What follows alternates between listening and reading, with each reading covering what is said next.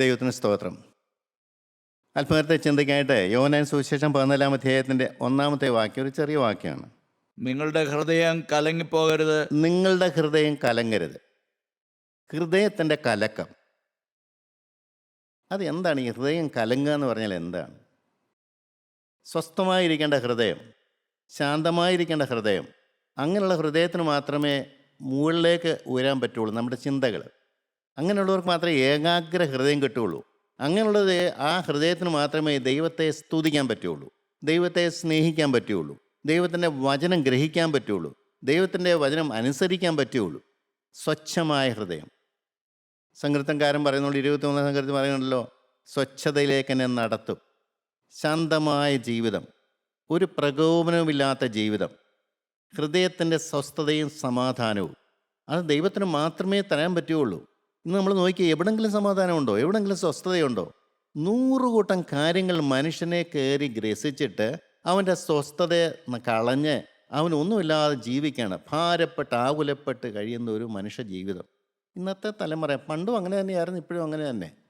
മനുഷ്യന് ഇതിൻ്റെ ഇടയ്ക്കെല്ലാം മനുഷ്യൻ്റെ വലിയൊരു വ്യഗ്രത ഈ ലോകത്തിൻ്റെ സുഖങ്ങൾ ആസ്വദിക്കുക, മാക്സിമം അത് കിട്ടുക, പണം കുറേ സമ്പാദിക്കുക, സൗകര്യങ്ങൾ കൂട്ടുക. അങ്ങനെയാണ് അവൻ ഹൃദയത്തിൻ്റെ സ്വസ്ഥത മാറ്റാൻ കണ്ട ഒരു വഴി. ദൈവത്തിന് ഘടകവിരുദ്ധമാണ് ആ ചിന്താഗതികൾ. സ്വസ്ഥത എന്ന് പറയുന്നത് ദൈവം തരുന്നൊരു ഭാഗ്യമാണ്. അതിന് പണം വേണ്ട, അതിന് സൗകര്യങ്ങൾ വേണ്ട. നിങ്ങൾക്കറിയാൻ പാടില്ലേ, ഞാൻ എപ്പോഴും പറയാറുണ്ട്, ആ ധനവാന്റെ പടിവാതിക്കൽ കടന്നിരുന്ന ലാസറിന് എന്തെങ്കിലും ലോകപ്രകാരം സ്വസ്ഥതയ്ക്ക് കാരണമുണ്ടോ? വ്രണം പട്ടി നിൽക്കുന്നു, വസ്ത്രമില്ല, ഭക്ഷണമില്ല, എച്ചിലിരുന്നാ ജീവിക്കുന്നത്, മഴ പെയ്താൽ കയറി കിടക്കാൻ ഒരു സ്ഥലമില്ല. ദൈവത്തിന് സ്തോത്രം. അവനെ ദൂതന്മാർ കൊണ്ടുപോയി എന്തുകൊണ്ടാണ്? എന്നാൽ എല്ലാം ഉള്ള ധനവാൻ അപ്പുറം കിടപ്പുണ്ട്, അവൻ്റെ ആത്മാവ് അങ്ങോട്ട് പോയി. ഇതൊക്കെ കണ്ണിൻ്റെ മുമ്പിൽ ദൈവം നമുക്ക് തന്നിട്ട് നമുക്ക് എന്തുകൊണ്ട് മനസ്സിലാകുന്നില്ല? ഈ ലോകത്തിൻ്റെ സുഖസൗകര്യങ്ങൾ നമ്മളെ കലക്കത്തിലേക്ക് നയിക്കുകയുള്ളൂ. നമ്മുടെ ഹൃദയം കലങ്ങിക്കഴിഞ്ഞാൽ നമുക്ക് സ്വസ്ഥത കിട്ടുകയില്ല. യേശു ആ ഹൃദയത്തിൽ വസിക്കത്തില്ല. എന്താണ് പ്രിയരെ കലക്കത്തിൻ്റെ കാരണം? എന്നാണ്? ശിഷ്യന്മാർ കലങ്ങിയതിൻ്റെ കാര്യം എന്നാണ്? അവർ വളരെ പ്രതീക്ഷയോടെയാണ് യേശുവിൻ്റെ വിളിയിൽ ഏറ്റെടുത്തത്. അവർ നോക്കിയപ്പോൾ അത്ഭുതങ്ങൾ നടക്കുന്നു, അടയാളങ്ങൾ നടക്കുന്നു, എല്ലാം കണ്ട് സന്തോഷിച്ച് മതി മറന്ന് യേശുവിൻ്റെ പിന്നാലെ പോവുകയാണ്. ഒരിക്കലും കാണാത്തൊരു കാര്യം, അവരുടെ റബിമാർ ചെയ്യാത്ത കാര്യമാണ് ഇവൻ ചെയ്യുന്ന മുഴുവന്. അത്ഭുതങ്ങൾ, അടയാളങ്ങൾ, സൗഖ്യങ്ങൾ, 5 അപ്പം കൊണ്ട് 5000 പേരെ പോഷിപ്പിക്കുന്നു. എന്തൊരു അത്ഭുതം! കൊള്ളാം, ഇവൻ്റെ പിന്നാലെ നടക്കുന്നത് കൊള്ളാം. ഇവൻ രാജാവായി വരും, സംശയമൊന്നുമില്ല. റോമൻ കൈസറുടെ ഭരണത്തിൻ്റെ കീഴിൽ നിന്നും ഈ ദേശത്തെ വിടുവിക്കുന്ന രാജാവ് ഇവൻ തന്നെ. അവൻ്റെ ശിഷ്യന്മാരായി തീരാൻ ഞങ്ങൾക്ക് ഭാഗ്യം ലഭിച്ചെന്നുള്ളത് അവർ സന്തോഷിച്ചൊരു കാലമാണ്. എന്നാൽ കർത്താവ് വളരെ വ്യക്തമായിട്ട് പറഞ്ഞു, എൻ്റെ രാജ്യം ഐഹികമല്ല, ഈ ലോകത്തിൽ രാജാവായി വരാനല്ല എൻ്റെ പരിപാടി. ഞാൻ വന്നത് നിങ്ങളെ രക്ഷിക്കാനാണ്. നിങ്ങൾ ബന്ധനത്തിലാണ്, പിശാചിൻ്റെ പിടിയിലാണ്, നിങ്ങൾക്ക് വേണ്ടി നരകം തുറന്നിരിക്കുകയാണ്. കാണാതെ പോയ ഇസ്രായേൽ ജനത്തിൻ്റെ ആടുകളാണ് നിങ്ങൾ. നിങ്ങളെ രക്ഷിക്കാനാണ് ഞാൻ വന്നത്. എങ്ങനെ രക്ഷിക്കും? ഉപദേശം തന്നിട്ടല്ല, നിങ്ങൾക്ക് വേണ്ടി ഞാൻ മരിക്കാൻ വന്നതാണ്. നിങ്ങളുടെ പാപത്തിന് ശമ്പളമായ മരണം ഏറ്റെടുക്കാനാണ് ഞാൻ വന്നത്. പിതാവായ ദൈവം അതിനുവേണ്ടി എന്നെ ഭൂമിയിലേക്ക് അയച്ചതാണ്. ഇവിടെ സ്വർഗരാജ്യം ഉണ്ടാക്കാനല്ല, ഇവിടെ സാമ്രാജ്യം വലുതാക്കാനൊന്നും അല്ല, കൈസറുടെ കയ്യിൽ നിന്ന് വിടുവിക്കാനൊന്നുമല്ല. ഞാൻ നിങ്ങൾ വന്നത് നിങ്ങളുടെ ആത്മാക്കൾക്ക് സമാധാനം തരാനാണ്, നിങ്ങളുടെ ഹൃദയത്തിൻ്റെ കലക്കം മാറാനാണ്. ദൈനംദിന ആവശ്യങ്ങളെക്കുറിച്ച് നിങ്ങൾ ഭാരപ്പെടുന്ന ഹൃദയം മാറി സമാധാനമുള്ള, സന്തോഷമുള്ള, ആശ്വാസമുള്ള, ദൈവത്തെ പാട്ടുപാടി സ്തുതിക്കുന്ന, ഉയരത്തിലേക്ക് പറക്കുന്ന ജീവിതം തരാനാണ് ഞാൻ വന്നത്. ശിഷ്യന്മാർക്കത് മനസ്സിലായില്ല. കാരണം അങ്ങനെ ഒരു ജീവിതം അവർ ചിന്തിച്ചിട്ടില്ല. അതവർക്ക് അറിയാനും പാടില്ല. ദൈനംദിന ജീവിതത്തിൻ്റെ ആവശ്യങ്ങൾ നടക്കണം, അതിനൊരു ദൈവം ഉണ്ടെങ്കിൽ നല്ലത്. എല്ലാവരും എന്തിനു വേണ്ടിയാണ് പ്രാർത്ഥിക്കുന്നത്? അവരുടെ ദൈനംദിന ആവശ്യങ്ങൾ നടക്കണം, അത്ര തന്നെ. നിത്യത്തിന് വേണ്ടി പ്രാർത്ഥിക്കുന്ന ആരെങ്കിലും ഉണ്ടോ? ബന്ധനം അഴിക്കാൻ വേണ്ടി പ്രാർത്ഥിക്കുന്ന ആരെങ്കിലും ഉണ്ടോ? ആ പ്രാർത്ഥിക്കുന്നുണ്ടെങ്കിൽ പോലും അതിനകത്തൊരു ആത്മാർത്ഥതയുണ്ടോ? ഉള്ളുരുകിയാണോ പ്രാർത്ഥിക്കുന്നത്? തകർന്ന ഹൃദയത്തോടാണോ പ്രാർത്ഥിക്കുന്നത്? എനിക്കിത് കിട്ടാതെ ഞാൻ അടങ്ങില്ല എന്നുള്ളത് വേറെ ലാക്കും ലക്ഷ്യമെല്ലാം മാറ്റിവെച്ചിട്ടാണോ പ്രാർത്ഥിക്കുന്നത്? പ്രിയപ്പെട്ടവരെ, ഞാൻ ആരെയും കൊച്ചാക്കുമൊന്നും അല്ല. ഇന്നത് സ്വതവേ എല്ലാം മാറിപ്പോയി. അത്രമാത്രം ശത്രു വ്യാപരിക്കുന്നൊരു കാലഘട്ടമാണ് ഇന്ന്. കലക്കത്തിൻ്റെ കാരണം എന്താണെന്ന് കർത്താവ് വ്യക്തമായിട്ട് അവിടെ പറയുന്നുണ്ട്. നിങ്ങളുടെ അവിശ്വാസമാണ്, നിങ്ങൾ അവിശ്വാസികളാണ്. അതുകൊണ്ടാണ് കർത്താവ് പറയുന്നത്, എന്നിൽ വിശ്വസിപ്പീൻ, എൻ്റെ പിതാവിലും വിശ്വസിപ്പീൻ. നമുക്ക് മനസ്സിലാവില്ല. ആ ജനത്തിന് പിതാവായ ദൈവത്തെ അറിയാൻ പാടില്ലേ? പിതാവിനെയൊക്കെ അറിയാം, കഴിഞ്ഞ കാല ചരിത്രങ്ങളൊക്കെ അവർക്ക് നന്നായിട്ടറിയാം. പക്ഷെ അവർക്ക് വിശ്വാസമില്ല. അവൻ എൻ്റെ ദൈനംദിന കാര്യങ്ങൾ പോറ്റി നടത്താൻ കഴിവുള്ളവനാണെന്നുള്ള വിശ്വാസമില്ല. എൻ്റെ ആത്മാവിൻ്റെ കാര്യം ശരിയാക്കാൻ അവന് കഴിയുമെന്നുള്ള വിശ്വാസമൊന്നുമില്ല. കർത്താവ് വ്യക്തമായിട്ട് പറയുന്നു, ഞാൻ പോവുകയാണ് കേട്ടോ, ഞാൻ നിങ്ങൾക്ക് സ്ഥലം ഒരുക്കാൻ പോവുകയാണ്. അത്രയും കൂടെ കർത്താവ് വ്യക്തമായിട്ട് പറഞ്ഞു, ഞാൻ വന്നത് നിങ്ങളെ രക്ഷിക്കാനാണ്. ഇനി ഞാൻ പോകുന്നത് എന്തിനാണെന്ന് പറഞ്ഞാൽ നിങ്ങൾക്ക് സ്ഥലം ഒരുക്കാൻ പോവുകയാണ്. ഞാൻ സ്ഥലമൊരുക്കി കഴിഞ്ഞാൽ ഞാൻ വീണ്ടും വന്ന് നിങ്ങളെ എൻ്റെ അടുക്കൽ ചേർത്തുകൊള്ളും. എല്ലാ ഉപദേശം ഇതുവല്ലം ഗ്രഹിക്കാൻ പറ്റുമോ അവർക്ക്? പ്രിയപ്പെട്ടവരെ, വചനം കേട്ടാലും ഗ്രഹിക്കാൻ പറ്റില്ല. ഈ കലക്കമുള്ളപ്പോൾ കലങ്ങിയ ഹൃദയത്തിന് വചനം ഗ്രഹിക്കാൻ പറ്റില്ല. കലങ്ങിയ ഹൃദയത്തിൽ വചനം അകത്തോട്ട് ചെല്ലുകയില്ല. നമുക്കറിയാം, ആ ശമരിയക്കാരത്തെ സ്ത്രീ, അവർക്ക് വേണ്ടത് വെള്ളമാണ്. വെള്ളം കുറയാൻ അവൾ വന്നത്. അവളോട് ജീവൻ്റെ കാര്യമൊക്കെ പറഞ്ഞു. അവൾക്കൊല്ല മനസ്സിലാകുമോ?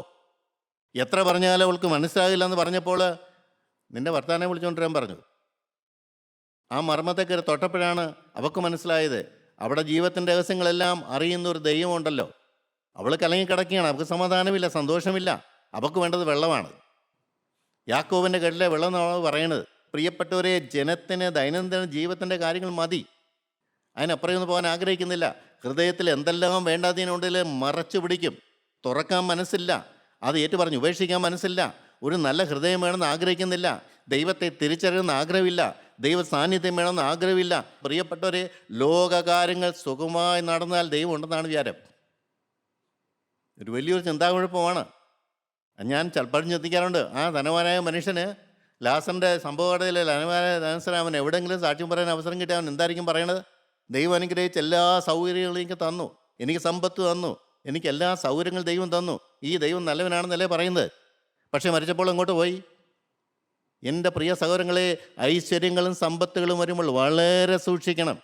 ആരാണ് തരുന്നത്? ഹൃദയത്തിൽ ശുദ്ധീകരണമില്ലാതെ ഇത് കിട്ടിയാൽ അപകടമാണ്. എത്ര പേരത് മനസ്സിലാക്കുന്നുണ്ട്? ദൈവത്തിന് സ്തോത്രം. ദൈവത്തിന് നമുക്ക് ചിലരെ പണക്കാരായി ചിലപ്പോൾ നടത്തുമായിരിക്കും, ചിലർക്ക് ദാരിദ്ര്യം കൊടുക്കുമായിരിക്കും. അത് ദൈവത്തിൻ്റെ കാര്യമാണ്, നമ്മളത് ചിന്തിക്കേണ്ട. ഒരു മനുഷ്യ ഉദ്ധാരണം കിട്ടാൻ ഏതൊക്കെ വേണം ദൈവത്തിന് അറിയാം. അത് ഒരു കോമൺ ആയിട്ടൊന്നും പറയാൻ പറ്റില്ല. ധനവന്മാരും സ്വർഗത്തിൽ പോയില്ലെന്നൊന്നും പറയാനൊന്നും പറ്റത്തില്ല. ദൈവത്തിന് സ്തോത്രം. പണമുള്ള എത്രയോ വിശുദ്ധന്മാരുണ്ടായിട്ടുണ്ട്, പക്ഷേ പണം അവരെ തൊട്ടിട്ടില്ല. അവിടെ ഹൃദയത്തെ അത് ബാധിച്ചിട്ടില്ല.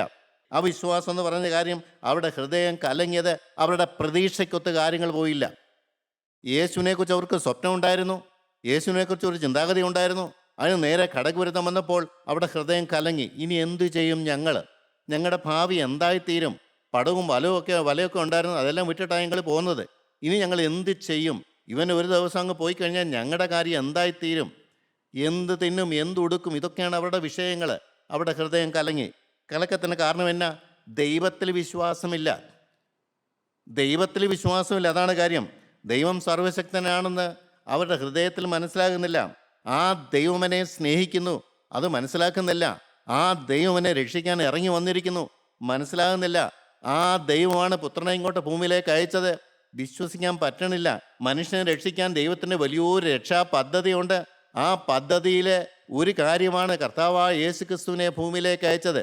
സ്വർഗത്തിലെ ദൈവം എന്നെ സ്നേഹിച്ചത് കൊണ്ടാണ് തൻ്റെ പുത്രനെ ഭൂമിയിലേക്ക് അയച്ചത്. ഉപദേശം തരാനല്ല പ്രിയപ്പെട്ടവരെ. മനുഷ്യൻ്റെ സ്വന്തമായ ശ്രമം കൊണ്ട് ഒരിക്കലും അവന് പാപത്തിൽ നിന്ന് മോചനം പ്രാപിച്ച് സ്വർഗത്തിൽ പോകാൻ പറ്റുകയില്ല. മനുഷ്യൻ്റെ പ്രവൃത്തികൾ എപ്പോഴും ദോഷമുള്ളതാണ്. മനുഷ്യൻ്റെ ചിന്തകൾ എപ്പോഴും ദോഷമുള്ളതാണ്. മനുഷ്യൻ്റെ കാഴ്ചപ്പാട് എപ്പോഴും ലോകത്തിലേക്ക് തിരിയുന്നതാണ്. മനുഷ്യൻ്റെ കാഴ്ചപ്പാട് എപ്പോഴും സ്വയത്തിലെ കേന്ദ്രീകരിച്ചിരിക്കുന്ന കാര്യമാണ്. അവൻ്റെ പ്രവൃത്തി കൊണ്ട് അവൻ്റെ ബന്ധനം അഴിക്കാൻ പറ്റുകയില്ല. അവൻ്റെ എന്ത് പുണ്യപ്രവൃത്തി കൊണ്ടോ അവൻ്റെ കാര്യപരിപാടി കൊണ്ടോ അവൻ്റെ പാപത്തിന് മോചനം കിട്ടുകയില്ല. പിതാക്കന്മാരുടെ ശാപങ്ങൾ അവൻ്റെ മേലുണ്ട്. യൗവനകാലത്ത് അവൻ ചെയ്തു കൂട്ടിയ പാപങ്ങൾ അവൻ്റെ മേലുണ്ട്. എങ്ങനെ പരിഹാരം വരുത്താൻ പറ്റും? വചനം എന്താണ് പറയുന്നത്? പ്രിയരേ, മനുഷ്യന് പാപം ചെയ്യണമെങ്കിൽ പാപം ചെയ്യുന്ന ദേഹി മരിക്കുമെന്നാണ് പറഞ്ഞത്. മരിക്കുന്ന വ്യക്തിക്ക് എങ്ങനെ പരിഹാരം വരുത്താൻ പറ്റും? ആത്മാവ് മരിച്ചിരിക്കുന്നു എന്ന് പറഞ്ഞാൽ ദൈവമായിട്ടുള്ള ബന്ധം നഷ്ടപ്പെട്ടിരിക്കുന്നു. ദൈവമായിട്ടുള്ള ബന്ധം നഷ്ടപ്പെട്ട ഒരു വ്യക്തിക്ക് ആ ബന്ധം പുനഃസ്ഥാപിക്കാതെ ഒന്നും ചെയ്താൽ ശരിയാകില്ല. എങ്ങനെ ബന്ധം സ്ഥാപിക്കാൻ പറ്റും? പാപം നിറഞ്ഞിരിക്കുന്ന ഒരു വ്യക്തിയിൽ ഈ ബന്ധം എങ്ങനെ ശരിയാക്കാൻ പറ്റും? പ്രിയരെ, അതിനുള്ള രക്ഷാമാർഗമാണ് കർത്താവായ യേശു ക്രിസ്തുവിലെ പിതാവ് ചെയ്ത്. നമ്മെ സ്നേഹിക്കുന്ന ഒരു ദൈവമുണ്ട്, സകല സർവാശ്വാസവും തരുന്ന ഒരു ദൈവമുണ്ട്. ദൈവത്തിലുള്ള വിശ്വാസമില്ല. നമുക്ക് അപ്പോസ്തലപ്രവൃത്തി 3-ാം അധ്യായത്തിൻ്റെ 26-ാമത്തെ വാക്യത്തിൽ രക്ഷാ പരിപാടിയെക്കുറിച്ച് അവിടെ പറയുന്നുണ്ട്. നിങ്ങൾക്ക് ആദ്യമേ ദൈവം തൻ്റെ ദാസനായ യേശുവിനെ എഴുന്നേൽപ്പിച്ചു. ഓരോരുത്തനെ അവനവൻ്റെ അകൃത്യങ്ങളിൽ നിന്ന് തിരിക്കുന്നതിനാൽ നിങ്ങളെ അനുഗ്രഹിക്കേണ്ടതിന് അവനെ അയച്ചിരിക്കുന്നു. ദൈവം യേശുക്രിസ്തുവിനെ ഭൂമിയിലേക്ക് അയച്ചത് രണ്ട് കാര്യമാണ്. ഒന്ന് അടിസ്ഥാനപരമായിട്ട് അനുഗ്രഹമാണ്. ആ അനുഗ്രഹം എങ്ങനെയാണ് കിട്ടുന്നത്? ഓരോരുത്തരെ അവരവരുടെ അകൃത്യത്തിൽ നിന്ന് തിരിക്കുന്നതിനാൽ. അകൃത്യമുള്ള മനുഷ്യന് അകൃത്യത്തിൽ നിന്ന് അവനെ തിരിച്ചാൽ മാത്രമേ അനുഗ്രഹം കൊടുക്കാൻ പറ്റുകയുള്ളൂ. ദൈവത്തിൻ്റെ രക്ഷാ പദ്ധതിയാണ്. ഇതെനിക്ക് മാറ്റാൻ പറ്റുകയില്ല. ക്രിസ്തുവിൽ കൂടെയുള്ള രക്ഷ കർത്താവ് വളരെ വ്യക്തമായിട്ട് തന്നു. എൻ്റെ പിതാവ് ആശ്രയിക്കാത്ത ഒരു മനുഷ്യൻ എൻ്റെ അടുക്കൽ വരില്ല. എൻ്റെ അടുക്കൽ വരുന്നവനെ ഞാൻ ഒരു നാളും തള്ളിക്കളയുകയില്ല. പിതാവിൻ്റെ ആശ്രയം കൂടാതെ ഒരു മനുഷ്യൻ എൻ്റെ അടുത്തേക്ക് വരാൻ പറ്റില്ല. പിതാവായ ദൈവത്തിൻ്റെ രക്ഷാ കാര്യപരിപാടിയെ നാം അംഗീകരിച്ചേ പറ്റുകയുള്ളൂ. അതിലാ ഏറ്റവും പ്രധാനപ്പെട്ട കാര്യമാണ് കർത്താവായ യേശുക്രിസ്തു പാപപരിഹാരത്തിനായി ഭൂമിയിലേക്ക് വന്നു. ഒന്ന്, ദൈവത്തിൻ്റെ കാര്യപരിപാടിയിലുള്ള വിശ്വാസം. ദൈവം എന്നെ സ്നേഹിക്കുന്നു. ദൈവം എന്നെ ഏറ്റവും അധികം സ്നേഹിക്കുന്നു. തൻ്റെ പുത്രനേക്കാൾ അധികം എന്നെ സ്നേഹിക്കുന്നു. പുത്രനെ തകർത്ത് കളഞ്ഞിട്ട് എന്നെ സ്നേഹിച്ചു. പുത്രനെ ഉപേക്ഷിച്ചിട്ട് എന്നെ സ്നേഹിച്ചു. പുത്രനെ കൊല്ലാൻ വിട്ടുകൊടുത്തിട്ട് എന്നെ സ്നേഹിച്ചു. അവൻ്റെ രക്തം കൊണ്ട് മാത്രമേ എൻ്റെ പാപത്തിന് പരിഹാരം വരുത്തുകയുള്ളൂ. പാപത്തിന് പരിഹാരം വരുത്താൻ ഇന്ന് പലരും പല കാര്യങ്ങളൊക്കെ ചെയ്യുന്നുണ്ട്. ദൈവം അതൊന്നും അംഗീകരിക്കത്തില്ല. നന്മ പ്രവൃത്തി ചെയ്താലോ കുറേ രൂപ സംഭാവന കൊടുത്താലോ പ്രിയപ്പെട്ടവരെ നല്ലതായി ജീവിച്ചാലോ ഒന്നും ദൈവം അംഗീകരിക്കത്തില്ല. ദൈവം അംഗീകരിക്കണമെങ്കിൽ അവൻ്റെ പുത്രൻ്റെ രക്തത്തിൽ ആശ്രയിക്കണം. അത് ദൈവത്തിൻ്റെ പ്രമാണമാണ്. അതാണ് ഈ പിതാവായ ദൈവത്തിൻ്റെ കാര്യപരിപാടിയിലുള്ള അവിശ്വാസം പറ്റുള്ളതുകൊണ്ടാണ് മനുഷ്യൻ കലങ്ങുന്നത്. രണ്ടാമത്തെ കാര്യമാണ് പുത്രനുള്ള വിശ്വാസം. ഞാൻ ചിന്തിച്ചു, യഹോവ എല്ലാവരുടെയും അകൃത്യം അവൻ്റെ മേൽ ചുമത്തി. യെശയ്യാപ്രവചനം 53 അധ്യായത്തിൻ്റെ 6-ാമത്തെ വാക്യമാണ്. എന്നാൽ യഹോവ നമ്മുടെ എല്ലാവരുടെയും അകൃത്യം അവൻ്റെ മേൽ ചുമത്തി. എന്നിട്ട് എന്ത് ചെയ്തു? അവനെ തകർത്തുകളയാൻ യഹോവയ്ക്ക് പ്രസാദം തോന്നി. അവനെ തകർത്ത് അവൻ്റെ രക്തം കൊണ്ട് മാത്രമേ മനുഷ്യൻ്റെ പാപത്തിന് പരിഹാരം കിട്ടുകയുള്ളൂ. പഴയ നിയമകാലത്ത് മൃഗബലി ഉണ്ടാക്കിയതിൻ്റെ രഹസ്യം എന്നാന്ന് ചോദിച്ചാൽ, മനുഷ്യൻ പാപത്തിൻ്റെ ഗൗരവം മനസ്സിലാക്കണം. ഒരു മനുഷ്യൻ പാപം ചെയ്യുമ്പോൾ അവന് സംഭവിക്കുന്നത് ദൈവമായിട്ടുള്ള ബന്ധം നഷ്ടപ്പെടുകയാണ് ചെയ്യുന്നത്. അവൻ ദൈവത്തിൽ നിന്ന് അന്യപ്പെട്ടു പോവുകയാണ് ചെയ്യുന്നത്. അതിന് പാപത്തിന് ശമ്പളം മരണമാണ്. ആ മരണം ഒരാൾ ഏറ്റെടുത്തേ പറ്റുകയുള്ളൂ. മനുഷ്യൻ പാപം ചെയ്യുമ്പോൾ അവൻ്റെ പാപത്തിന് അവന് പരിഹാരം വരുത്താൻ പറ്റാത്തതിൻ്റെ കാരണം അവനിൽ പാപമുണ്ട്. അതിനാണ് സിംബോളിക്കലായിട്ട് മൃഗബലി വെച്ച് കൊടുത്തത്. പാപം ചെയ്യാത്തൊരു മൃഗം, ആ മൃഗത്തിൻ്റെ തലമേൽ പാപം ഏറ്റുപറഞ്ഞ് ആ പാപം അങ്ങോട്ട് ഏൽപ്പിച്ചിട്ട് പാപത്തിന് ശമ്പളമായ മരണം മൃഗത്തിന് കൊടുത്ത് പാപമില്ലാത്ത രക്തം യാഗപീഠത്തിന് തളിക്കുന്നു.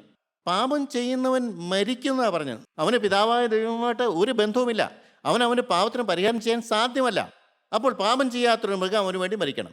അപ്പോൾ പാപം ചെയ്യുമ്പോൾ ഒരു ജീവനടെ ഹോമിക്കപ്പെടുകയാണ്. പാപത്തിൻ്റെ ഗൗരവം മനസ്സിലാക്കാൻ വേണ്ടിയാണ്. ഇന്ന് നമുക്ക് ആർക്കെങ്കിലും പാപത്തിന് ഗൗരവം ഉണ്ടോ? ഒരു ഈർഷ്യ വന്നാൽ, ഒരു ദേഷ്യം വന്നാൽ, ഒരു കോപം വന്നാൽ എത്ര നിസ്സാരമായിട്ടാണ് മനുഷ്യൻ കാണുന്നത്. രാത്രി വല്ലപ്പോഴും ഒന്ന് ഏറ്റു പറയുമായിരിക്കും. അത് തന്നെ പറയുന്നത് എത്ര പേരാണ്?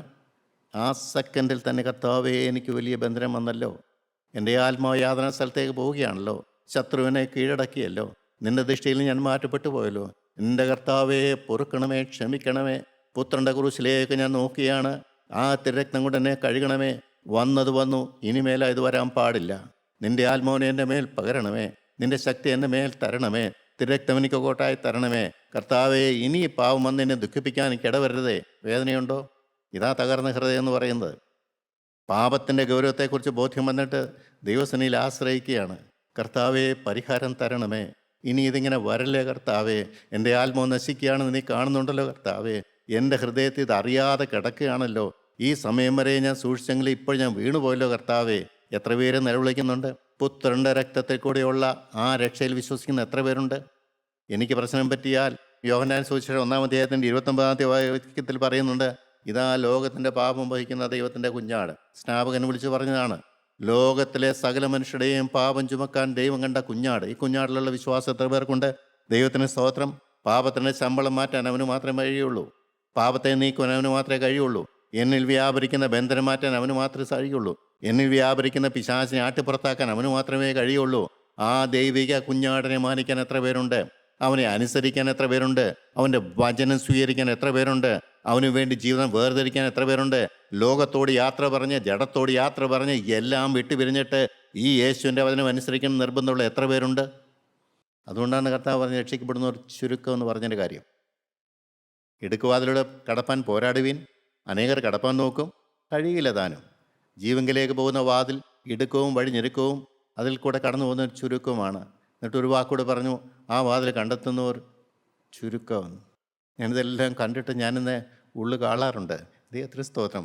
അടുത്ത നിമിഷം ഞാൻ ചിന്തിക്കും, ഞാൻ എന്തിനു ഭാരപ്പെടണം, ഞാൻ എന്തിനു ഭയപ്പെടണം? ഈ ഇടുക്കുള്ള വഴി എൻ്റെ ദൈവം എനിക്ക് വിശാലമാക്കി തന്നില്ലേ? ആരും കാണാത്ത വഴി എനിക്ക് കാണിച്ചു തന്നില്ലേ? ഇടുക്കവും ഞെരുക്കുവാണെന്ന് പറഞ്ഞാൽ എനിക്ക് ഇടുക്കവും ഞെരുക്കുവാണോ? അല്ല പ്രിയരെ, വിശാലമായ വഴി ദൈവം എനിക്ക് ഒരുക്കി തന്നിട്ടുണ്ട്. എൻ്റെ ദൈവത്തിന് സ്തോത്രം. അധികം പേരില്ലയോ? സാരമില്ല. അധികം പേരുണ്ടെങ്കിൽ ഏകാഗ്രത നഷ്ടപ്പെടാൻ സാറിനുമുണ്ട്. ഏകനായി പോകാനാ കർത്താവ് പറഞ്ഞിരിക്കുന്നത്. തൻ്റെ ക്രൂശ് എടുത്തുകൊണ്ട് എൻ്റെ പിന്നാലെ വരാനാ പറഞ്ഞിരിക്കുന്നത്. എൻ്റെ പ്രിയരെ, നിങ്ങൾക്കത് പ്രിയങ്കരമായി തോന്നുന്നുണ്ടോ? ഞാനിത് ഈ കൂടെ വഴിയോടൊക്കെ പോയ മനുഷ്യനാണ്. എനിക്ക് മനസ്സിലായി, ഇതാണ് എനിക്ക് പറ്റിയ വഴി, ഇതാണ് എനിക്ക് ദൈവം തന്നിരിക്കുന്ന വഴി. ലോകത്തിലേക്ക് ഇറങ്ങാനല്ല, ദൈവത്തിന് സ്തോത്രം, ലോകത്തിന് സുഖസൗകര്യങ്ങളിലേക്ക് ഇറങ്ങാനല്ല. എൻ്റെ ദൈവം തന്നിരിക്കുന്ന ചട്ടക്കൂടിനകത്ത് നിന്നുകൊണ്ട് ഈ വഴിയെ മുന്നോട്ട് പോകാൻ അവൻ കൂടെ ഉണ്ടെങ്കിൽ എന്തിനു പേടിക്കണം? ഇടുക്കമുള്ള വഴിയാണോ? ഒരിക്കലുമല്ല. ഞെരുക്കമുള്ള വഴിയാണോ? ഒരിക്കലുമല്ല. വാതിലിടുക്കമാണോ? ഒരിക്കലുമല്ല. യേശു കൂടെ ഉണ്ടെങ്കിൽ, യേശു കരം പിടിക്കുന്നുണ്ടെങ്കിൽ എന്തിനു പേടിക്കണം? എന്തിനു ഭാരപ്പെടണം? എൻ്റെ ദൈവത്തിന് സ്തോത്രം. വിലപ്പെട്ടവൻ കൂടെ ഉണ്ടെങ്കിൽ, ഞാൻ ആശിച്ചവൻ, ഞാൻ ആഗ്രഹിച്ചവൻ, ഞാൻ കൊതിച്ചവൻ. എൻ്റെ ദൈവത്തിന് സ്തോത്രം. എൻ്റെ പ്രിയപ്പെട്ട യേശു. ഞാൻ കാറിലേക്ക് കൂടി കയറാൻ നേരം ഞാൻ കുറേ നേരം ഇരുന്നു. എൻ്റെ കർത്താവേ, നീ എനിക്കെന്താ ചെയ്തു തന്നത്? എനിക്കിങ്ങൊരു മാറ്റം നീ തന്നല്ലോ കർത്താവേ. നിന്നെ കാണാനുള്ളൊരു ഭാഗ്യം എനിക്ക് തന്നല്ലോ. ഈ വിളി കേൾപ്പാനുള്ളൊരു കൃപ ലഭിച്ചല്ലോ. എൻ്റെ മേൽ നിൻ്റെ ആത്മാവിനെ ഇറക്കാൻ ഞാൻ ആരാണ് കർത്താവേ? എങ്കിലും നീ എന്നെ എത്രമാത്രം സ്നേഹിച്ചുവല്ലോ. ഇന്നുവരെയും ജീവിക്കാനുള്ള ഭാഗ്യവും ആരോഗ്യവും തന്നല്ലോ. അർഹതയില്ലാത്ത കുടുംബവും അർഹതയില്ലാത്ത വീടും അർഹതയില്ലാത്ത എല്ലാ സൗകര്യങ്ങളും തന്നു. ഞാനിതൊന്നും ചോദിച്ചിട്ടൊന്നുമല്ല. എൻ്റെ ദൈവം എല്ലാം വാരിക്കോരി തന്നു. അതിന് പിന്നിൽ അവനൊരു ഉദ്ദേശമുണ്ട്. ദൈവത്തിൻ്റെ പിന്നാലെ പോയതുകൊണ്ട് നിനക്കെല്ലാം നഷ്ടമായി എന്ന് ജനം പറയരുത്. അത്രയേ ഉള്ളൂ. എനിക്കതിൽ സന്തോഷിക്കാനൊന്നുമില്ല. എത്രല്ലാം ആർഭാടം കിട്ടിയാലും അതിലൊന്നും എൻ്റെ സന്തോഷമില്ല. അതിലൊന്നും എൻ്റെ കണ്ണ് മഞ്ഞളിക്കത്തുമില്ല. അതെല്ലാം പുറകോട്ട് തള്ളിയിട്ടാണ് ഈ നസ്രായൻ്റെ പിന്നാലെ ഞാൻ പോകുന്നത്. ഏകാന്തതയിൽ സമാധാനം കൊണ്ട് നിറയ്ക്കുന്നത് അതുകൊണ്ടാണ്. എൻ്റെ ദൈവത്തിന് സ്തോത്രം. എത്ര പേരെ അനുഭവിക്കുന്നുണ്ടെന്ന് എനിക്കറിയാൻ പാടില്ല. ക്രിസ്തുവിലുള്ള വിശ്വാസം 1 യോഹന്നാൻ 3:5 കൃത്യമായിട്ട് പറയുന്നുണ്ട്, പാപങ്ങളെ നീക്കുവാൻ അവൻ പ്രത്യക്ഷനായി. എൻ്റെ ഏറ്റവും വലിയ അത്ഭുതം, ഇത് കേട്ടിട്ടും എത്ര പേർക്ക് അതിൻ്റെ ഗൗരവം മനസ്സിലായി? പാപത്തെ നീക്കാനാണ് വന്നതെന്നുണ്ടെങ്കിൽ യേശു ക്രിസ്തു ഒന്നും ജീവിക്കുന്നില്ലേ? ഇന്നും എൻ്റെ ജീവിതത്തിൽ പാപം നിൽക്കുന്നത് എന്തുകൊണ്ടാണ്? അയ്യോ, ഇന്ന് ലോകത്ത് സാധാരണ മനുഷ്യൻ പാപം ഉണ്ടെന്ന് പോലും സമ്മതിക്കുന്നില്ല. ചോദിക്കുമ്പോൾ നമ്മൾ അത്ഭുതപ്പെട്ടു പോകും. ഇത്രയും പാപം ഉണ്ടായിരുന്നിട്ടും പാപം ഇല്ലാത്ത പോലാണ് ജീവിക്കുന്നത്. പാപം ഉണ്ടെന്ന് ഒരിക്കലും സമ്മതിക്കത്തില്ല. ജീവനുള്ള ദൈവം പാപത്തെ അക്കോമഡേറ്റ് ചെയ്യുന്നവനാണെന്ന് തരം താഴ്ത്തിയാണ് യേശുക്രിസ്തുവിനെ കുറിച്ച് കാണുന്നത്. യേശുക്രിസ്തുവിനെ എല്ലാ പാപങ്ങളും സാരമില്ലെന്ന് പറയുന്ന ഒരു സാധാ മനുഷ്യനെ പോലെയാണ് കാണുന്നത്. അവൻ അതിപരിശുദ്ധനായ ദൈവമാണെന്ന് എത്ര പേർക്ക് ഗൗരവമായിട്ട് മനസ്സിലാക്കാൻ പറ്റുന്നുണ്ട്? ഞാൻ കാണുന്നില്ല പ്രിയരെ. എല്ലാവരും പാപമുണ്ട്, സാരമില്ലെന്ന് പറഞ്ഞുകൊണ്ട് പോവുകയാണ്. ഇതാ ലോകത്തിൻ്റെ പാപത്തെ വായിക്കും ദൈവത്തിൻ്റെ കുഞ്ഞാട്. അവൻ പാപത്തെ നീക്കുവാൻ പ്രത്യക്ഷനായി. 2000 കൊല്ലമായി പ്രത്യക്ഷനായിട്ട്. ഓരോ തലമുറകളിങ്ങനെ വന്നു പോവുകയാണ്. അടുത്ത തലമുറ വരുന്നു, ഞാൻ ഇവിടുന്ന് കടന്നു പോകുന്നു. അടുത്ത തലമുറ പിന്നെയും കയറി വരും. അവർക്ക് ഈ വചനം ആപ്ലിക്കബിളാണ്. അവർ ഈ വചനം അനുസരിക്കുമോ എനിക്കറിയാൻ പാടില്ല. എനിക്ക് എൻ്റെ കാര്യം മാത്രമേ അറിയത്തുള്ളൂ. എൻ്റെ മക്കളെക്കുറിച്ച് എനിക്ക് അങ്ങനെ പ്രതീക്ഷിക്കാൻ ഭാഗ്യമൊന്നുമില്ല. അവർക്ക് സ്വന്തമായിട്ട് ബുദ്ധിയുണ്ടല്ലോ, സ്വന്തമായിട്ട് ചിന്തയുണ്ടല്ലോ, സ്വന്തമായിട്ട് അവർക്ക് ദൈവത്തെ വേണമെങ്കിൽ അവർ സ്വീകരിക്കുക. അല്ല അവർക്ക് ലോകം മതിയെങ്കിൽ അങ്ങോട്ട് പോവുക. എനിക്ക് പ്രാർത്ഥിക്കാനല്ലേ പറ്റുകയുള്ളൂ. ആരെക്കുറിച്ചും എനിക്ക് പ്രതീക്ഷയില്ല. എനിക്ക് പ്രതീക്ഷ എന്നിനെക്കുറിച്ച് മാത്രമാണ്. എനിക്ക് കിട്ടിയ വചനപ്രകാരം ഞാൻ ജീവിക്കും. അതിന് ഞാൻ മാറ്റപ്പെട്ടവനാണ്. ലോകത്തിൽ നിന്നെ പറിച്ചു മാറ്റിയ ദൈവമാണ്. മുഴുവൻ ലോകമുണ്ടായിരുന്ന മനുഷ്യനായി എന്നെ ഞാൻ പറിച്ചു മാറ്റിയവനാണ്. ദൈവത്തിന് സ്തോത്രം. ആ കർത്താവിനോടുള്ള കടപ്പാടും നന്ദിയും സ്നേഹവുമാണ് എനിക്കുള്ളത്. പ്രിയപ്പെട്ടവരെ, അവൻ പാപങ്ങളെ നീക്കുവാൻ അവൻ പ്രത്യക്ഷനായി. 1 യോഹന്നാൻ 1:7 അവൻ്റെ പുത്രനായ യേശു ക്രിസ്തുവിൻ്റെ രക്തം സകല പാപവും പൊക്കി നമ്മെ ശുദ്ധീകരിക്കും. ഇത്ര ക്ലിയറായിട്ട് വേദവസ്തു ഉണ്ടായിട്ട് പാപം എന്തുകൊണ്ട് നമ്മളിൽ വാഴുന്നു? രഹസ്യമായിക്കോട്ടെ പരസ്യമായിക്കോട്ടെ, ഹൃദയം കാണുന്ന ദൈവത്തിന് മുമ്പിൽ എൻ്റെ ഹൃദയം പാപമുണ്ടോ?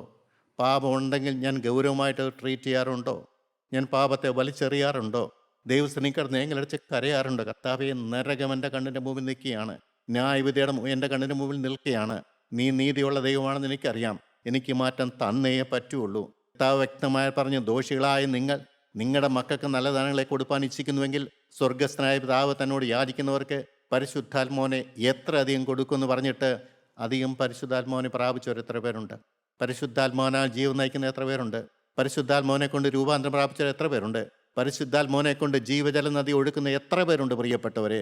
നാവിൽ തീജ്വാലയുള്ള എത്ര പേരുണ്ട്? സ്വർഗം താഴോട്ട് ഇറങ്ങുന്ന അനുഭവം പ്രിയ സഹോദര നിനക്കുണ്ടോ?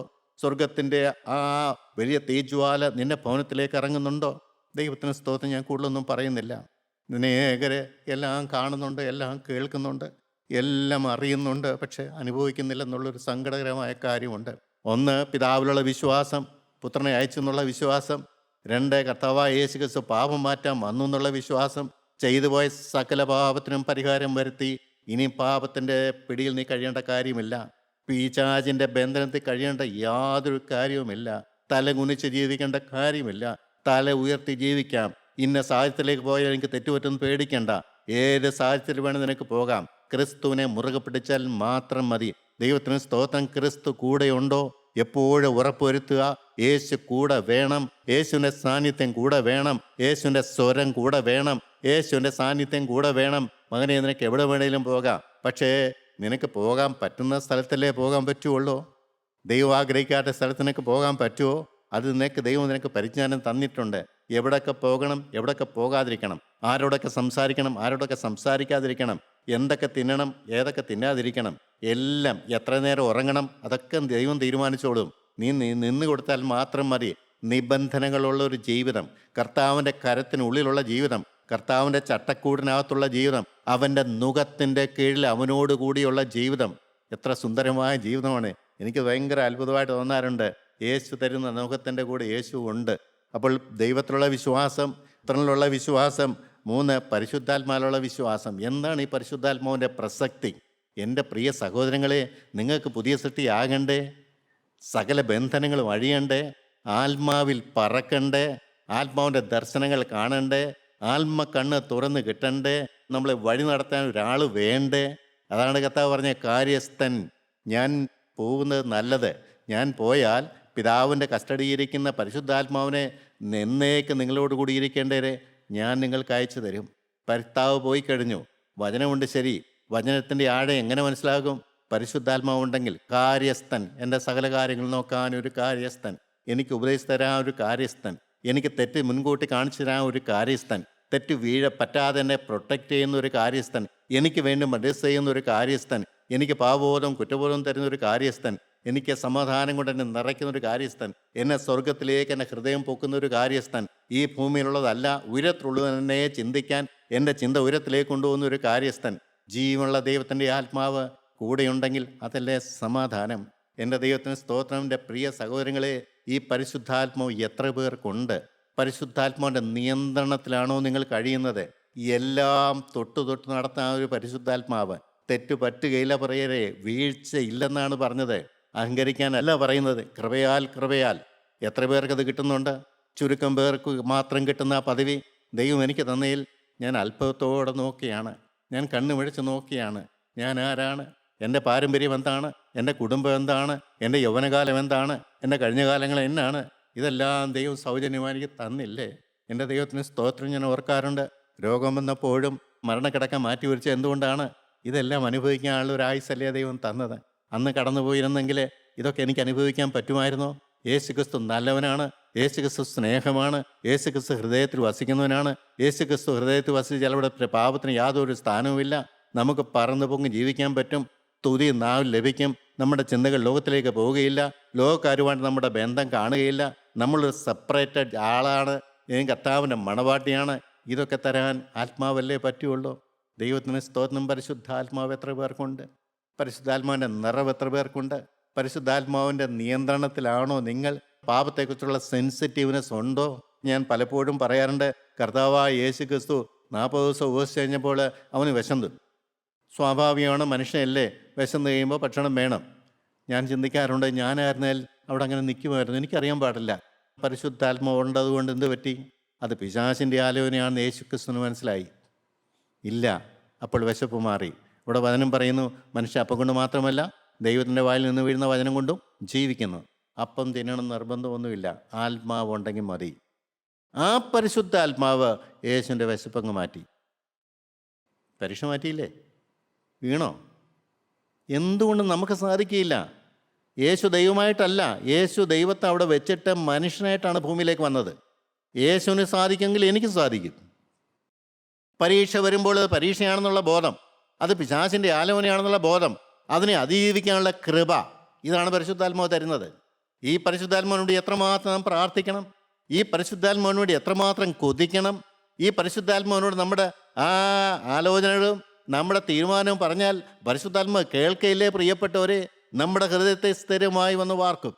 അവൻ വന്നിട്ടോ അവൻ നമ്മുടെ കണ്ണുനീരെല്ലാം തുടയ്ക്കും, നമ്മുടെ ആശങ്കകളെല്ലാം മാറ്റിത്തരും, നമ്മുടെ ഭാരങ്ങളെല്ലാം മാറ്റിത്തരും. നമുക്ക് പിന്നെ അവിശ്വാസം എന്ന് പറഞ്ഞൊരു കാര്യം കാണുകയില്ല. ദൈവത്തിൽ നമുക്ക് വിശ്വാസം വരും, പുത്രനിലുള്ള വിശ്വാസം വരും, പരിശുദ്ധാത്മാവുള്ള വിശ്വാസം വരും. സ്വർഗം നമുക്ക് ഏറ്റവും അടുത്തായിട്ട് തോന്നും. ദൈവത്തിന് സ്തോത്രം. ലോകം മായ എന്ന് പറഞ്ഞ് പുറകോട്ട് തള്ളിക്കൊടുക്കും. ആരെല്ലാം ലോകത്തിന് പിന്നാലെ പോയാലും എനിക്കൊരു വിഷയമല്ല. പരീക്ഷയുടെ മുമ്പിൽ തൻ്റെ അടുത്തോടെ നിൽക്കാനുള്ള കൃപ ദൈവം തരും, നമുക്ക് ദൈവ സാന്നിധ്യം തരും, പ്രാർത്ഥിക്കാനുള്ള കൃപ തരും. ഇതിലേറ്റവും അത്ഭുതം വചനം വായിക്കുമ്പോഴുള്ള ആ മാധുര്യമാണ്, വചനത്തടങ്ങിയിരിക്കുന്ന മാധുര്യം. എത്രയോ പ്രാവശ്യം വചനം വായിച്ചിട്ടുണ്ട്, പക്ഷേ കർത്താവ് അതിൻ്റെ ആഴങ്ങൾ കാണിച്ചു തരുമ്പോൾ എന്ത് സുഖമാണ്, എന്ത് സന്തോഷമാണ്.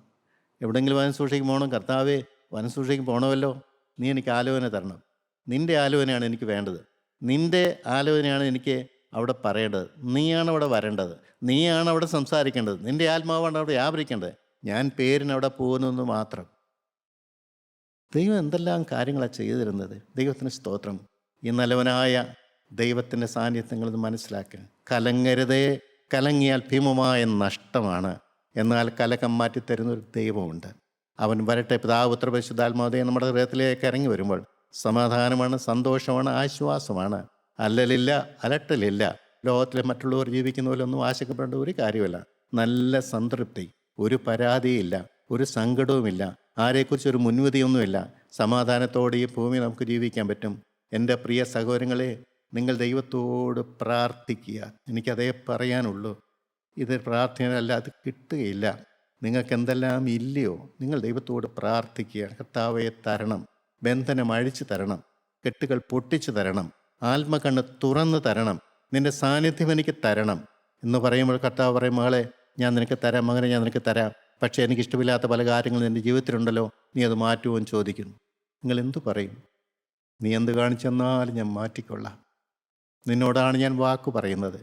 ഞാൻ വാക്ക് പറഞ്ഞിട്ട് ഞാൻ പുറകോട്ട് പോവുകയില്ല. ഞാൻ മറ്റുള്ളവരെ പോലെ ആയിരിക്കത്തില്ല. ഞാൻ വ്യത്യസ്തനായിരിക്കും, നേർന്നവനായിരിക്കും, നേർച്ച കഴിച്ചവനായിരിക്കും. ഞാൻ നാസീർ വധസ്ഥനായിരിക്കും, ഞാൻ മണവാട്ടിയായിരിക്കും, മാലിന്യമേക്കാത്ത മണവാട്ടി ഞാൻ നിന്നുകൊള്ളാം. കർത്താവേ, പ്രിയപ്പെട്ടവരെ, നിങ്ങളതിനു വേണ്ടി കാത്തിരിക്കുക. സ്വർഗത്തിലെ തീ നിങ്ങളുടെ മേലെ ഇറങ്ങട്ടെ, ദൈവത്തിൻ്റെ അനുഗ്രഹം ലഭിക്കട്ടെ, അസാധ്യമായ കാര്യങ്ങളെല്ലാം സാധിച്ചു വിട്ടട്ടെ. ദൈവനാമം മാത്രം മഹത്വപ്പെടാനിടയാകട്ടെ. ദൈവത്തിന് സ്തോത്രം.